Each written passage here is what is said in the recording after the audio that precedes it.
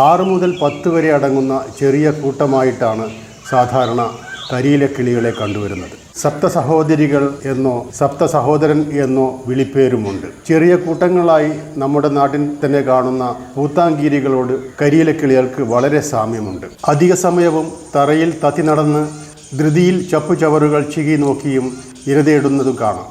തീരെ ക്ഷമയില്ലാത്ത പക്ഷികളാണ്. അധിക നേരം ഒരിടത്തും സ്വസ്ഥമായി കഴിയാൻ ആഗ്രഹിക്കാത്ത പക്ഷികൾ വിശ്രമിക്കുന്നത് വൃക്ഷങ്ങളിലെ താഴ്ന്ന മരച്ചില്ലകളിലാണ്. അപ്പോഴും ഇണപ്പക്ഷികളുടെയും കുഞ്ഞുങ്ങളുടെയും പൂടകൾ കൊക്കുകൊണ്ട് അന്യോന്യം മിനുകിക്കൊണ്ടിരിക്കും. പക്ഷിക്ക് ഏകദേശം 25 സെൻറ്റിമീറ്ററോളം നീളം കാണും. 60 മുതൽ 70 ഗ്രാം വരെ തൂക്കവും. പക്ഷിയുടെ പുറംഭാഗം ഇരുണ്ട തവിട്ട് നിറമാണ്. തല തവിട്ട് നിറം, മാറിടത്തിൽ നേർത്ത ഇരുണ്ട വരകളുമുണ്ട്. പുറംവാൽ മുടിക്ക് ചുവപ്പ് കലർന്ന വൈക്കോൽ നിറമാണ്. വാലിന് തവിട്ട് കലർന്ന ചാരനിറം. താടിയും തൊണ്ടയും ചാരനിറം കലർന്ന തവിട്ട് നിറം. മാറിടം മങ്ങിയ ചെമ്പൻ തവിട്ട് നിറമാണ്. പക്ഷിയുടെ അടിഭാഗം ചെമ്പിച്ച വൈക്കോൽ നിറവും.